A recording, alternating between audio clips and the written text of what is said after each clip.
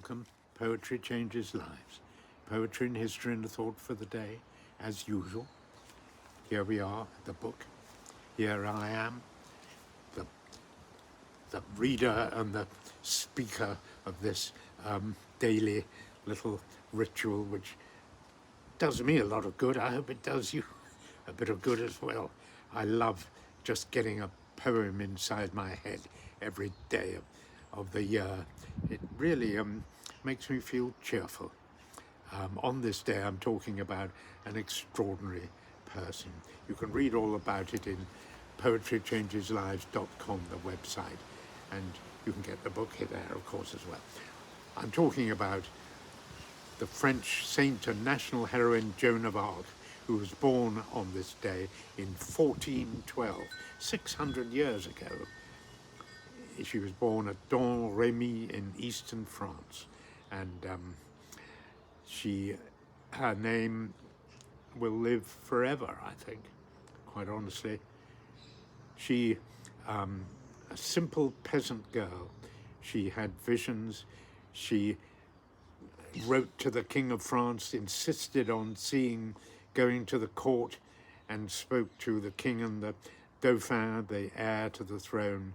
Ended up leading the French army to spectacular victories, and particularly Orléans, I think, and in the 100 Years' War against the English, of course. And later she was captured by the English and taken to Rouen, which was in English hands, and imprisoned there. Later tried on a charge of heresy and condemned to be burned at the stake. It was a trumped-up charge.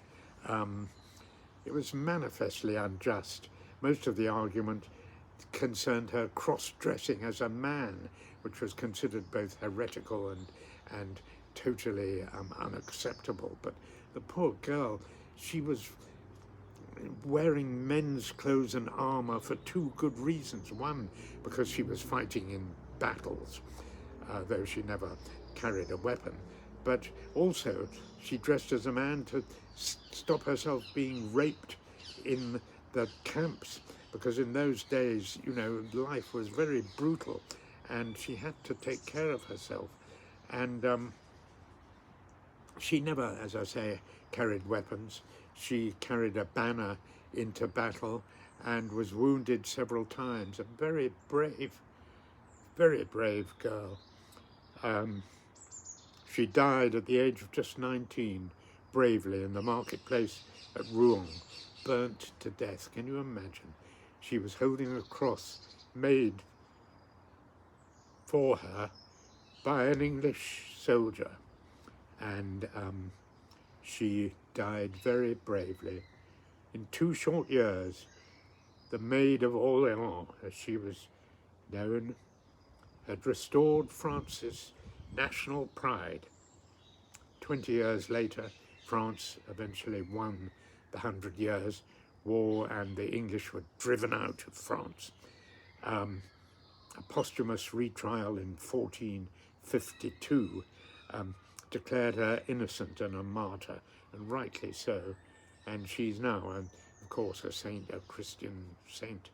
I'm going to read part of Shakespeare's speech made by Joan in Shakespeare's play King Henry VI, which is really speaks for itself, a very simple statement. She's talking to the Dauphin, the heir to the throne of France.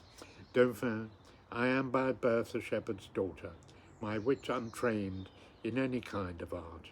Heaven and Our Lady gracious hath it pleased to shine on my contemptible estate.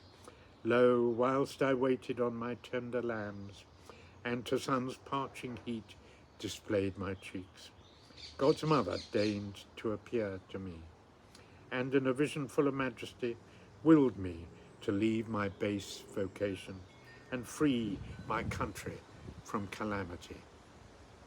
In other words, she had a vision, she followed the call, and she did just that. She freed her country from calamity.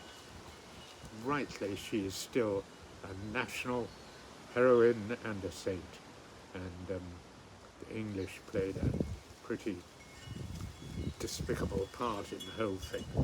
Today I reflect on those who overcome fear because they know that they are doing right.